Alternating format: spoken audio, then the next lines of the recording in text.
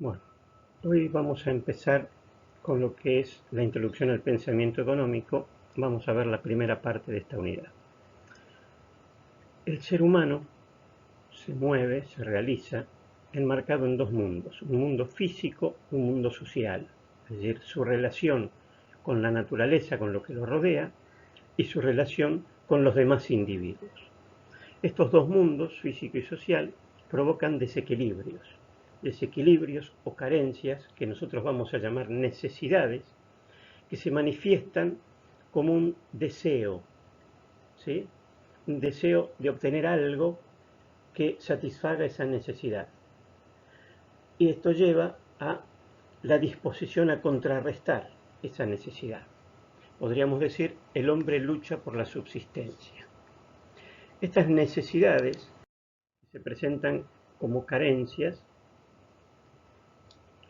no son todas iguales. Tenemos algunas necesidades claramente definidas que, de no ser satisfechas, van a producir la muerte. A estas las llamamos primarias o vitales, indispensables para la subsistencia. Entre estas necesidades encontramos la alimentación, la vestimenta, la vivienda, el ocio, la salud. Y luego hay otras dos clasificaciones, secundarias o convenientes y terciarias o superfluas, cuyo límite es más difuso porque en realidad dependen de la integración del individuo, de la pertenencia del individuo a un grupo. Vamos a definir las secundarias o convenientes como aquellas que hacen a la pertenencia al grupo, mientras que las terciarias o superfluas están relacionadas con el nivel jerárquico o estatus, es decir, aquellas que hacen que la persona se destaque frente al resto del grupo. Hoy podríamos poner como ejemplo, en la situación en la que estamos, para formar parte de este grupo de trabajo de economía de la FRBA, es necesario tener algún medio informático o algún celular que nos permita mantener estas relaciones a través de las redes sociales. Para pertenecer a este grupo tenemos que tener estos elementos. Pero de pronto tenemos a alguien que dice, yo para poder comunicarme necesito la ultimísima generación de computadoras o de celulares.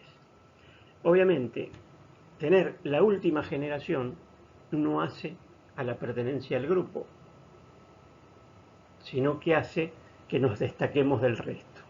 Entonces, la necesidad de tener un elemento informático hace que pertenezcamos al grupo. La necesidad de que este elemento sea el de última generación hace que nos destaquemos. La otra es secundaria, esta última es terciaria o superflua. Pero bien, estas necesidades deben ser satisfechas. ¿Y con qué satisfacemos las necesidades? Lo hacemos con bienes y con servicios. ¿Qué son los bienes y qué son los servicios?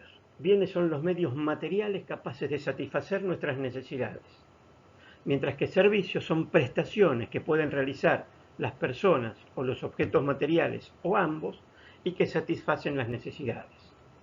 Un bien es, por ejemplo, un trozo de pan que satisface nuestro hambre. Un servicio es, por ejemplo, el que presta el médico cuando nos sentimos mal, o el que presta un vehículo que nos permite trasladarnos. Bien. Pero ahora bien, así como clasificamos las necesidades, vamos a clasificar también a nuestros bienes y servicios. Según su carácter, podemos clasificar a los bienes y servicios como gratuitos o económicos. Son gratuitos aquellos que se encuentran en forma superabundante en la naturaleza y por lo tanto son libres de conseguir, no debemos dar nada a cambio. Tenemos la necesidad de respirar, conseguimos el aire sin dar nada a cambio. Pero después tenemos los económicos, es decir, aquellos que son escasos, aquellos que tienen precio. ¿Qué significa esto? Que para conseguirlos debemos dar algo a cambio. Por ejemplo, el pan que usamos en el ejemplo anterior. Después tenemos una clasificación de acuerdo al destino, de consumo o de capital. Los bienes de consumo son los que satisfacen la necesidad de un individuo o grupo de individuos. Por ejemplo, repitiendo siempre el mismo ejemplo, el pan que satisface nuestro hambre. mientras que los de capital son los destinados a generar otros productos, como puede ser el horno del panadero que nos permite fabricar el pan. Y finalmente, según el uso, los podemos dividir en uso único, uso durable, uso intermedio, uso final. Un bien de uso único perecedero es aquel que desaparece con el uso. Por ejemplo, el pan que satisfizo nuestro hambre. No tiene nada que ver que haya más pan en la panadería, porque estamos hablando de la unidad que consumimos. Y la unidad que consumimos de pan desapareció y no se puede volver a usar. De uso durable sería el vehículo que nos permite movernos de un lugar a otro, dado que nos lleva, satisface nuestra necesidad, pero la podemos volver a utilizar. Cuando hablamos de uso final, hablamos de satisfacer necesidades. El pan para satisfacer el hambre.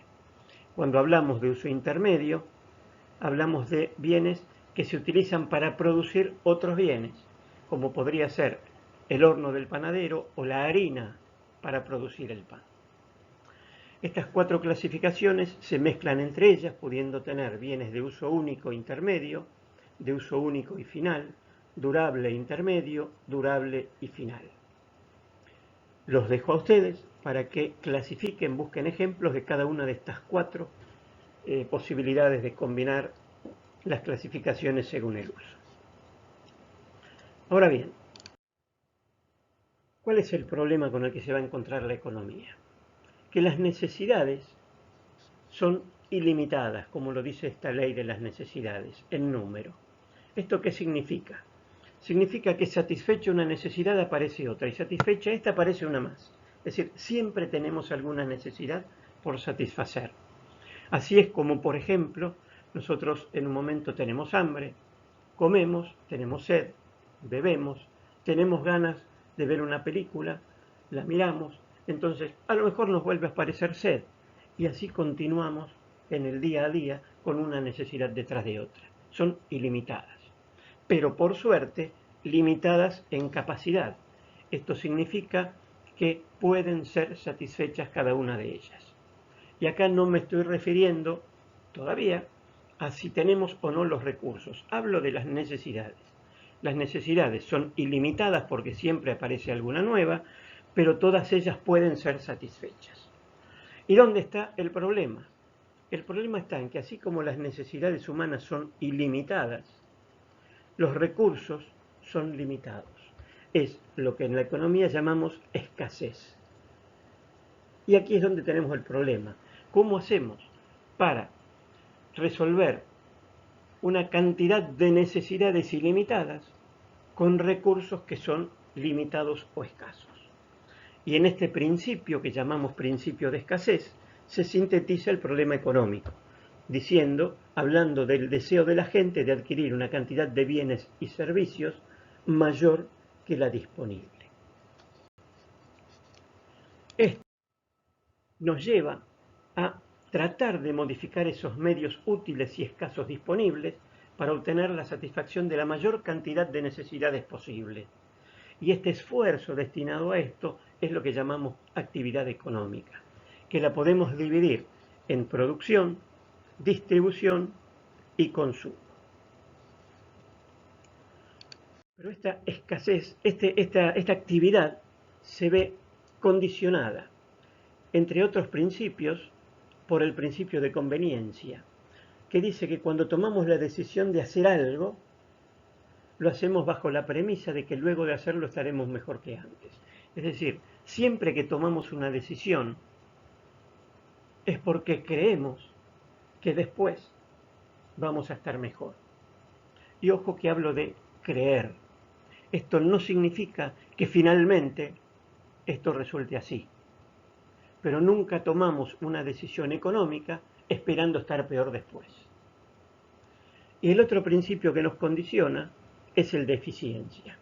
Sabiendo que los recursos son escasos, vamos a tratar de utilizar la menor cantidad de recursos posibles para poder producir la mayor cantidad de bienes y servicios que podamos.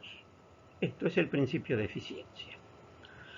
Finalmente, todo esto funciona también teniendo en cuenta criterios que condicionan. Por un lado están los técnicos, donde la sustitución de un bien por otro debe ser posible, es decir, antes que nada, lo que queramos hacer debe poder hacerse, desde lo técnico.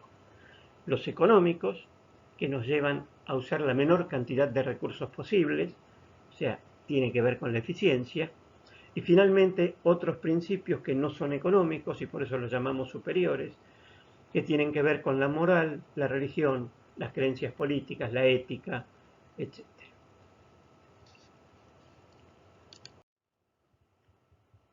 Este hecho de que los recursos sean escasos y las necesidades ilimitadas nos lleva, primero que nada, a la necesidad de elegir. Entonces nos vamos a ver en la vida forzados a elegir. Entre todas las necesidades que tenemos vamos a tener que hacer una prioridad, porque todas nos las vamos a poder satisfacer. Pondremos primero las necesidades vitales y luego aquellas que nos generen más satisfacción. Y usaremos con los recursos que tenemos, escasos, trataremos de satisfacer la mayor cantidad posible. Y esto nos presenta frente a otro elemento, que es el costo de oportunidad. ¿Qué es este costo de oportunidad? Es la cantidad de bienes y servicios a los que vamos a renunciar para obtener aquel que hemos elegido. Este concepto de costo de oportunidad que definimos aquí en formas generales, lo vamos a ver a lo largo de la materia de distintas maneras en varias de las próximas unidades. Todo esto nos lleva, esto de tener que elegir qué bienes queremos y a cuáles vamos a renunciar, a definir la operación económica, que es la acción voluntaria de emplear cierta cantidad de bienes que dejamos de tener a disposición para obtener cierta cantidad de otros bienes que sí pasan a estar a nuestra disposición. Y con todo esto llegamos a lo que es el problema económico. Problema económico que está justamente caracterizado por los recursos limitados que tenemos para satisfacer las aspiraciones ilimitadas de la sociedad. En la próxima unidad vamos a empezar a ver cómo, en la próxima parte vamos a ver cómo se resuelve este problema económico.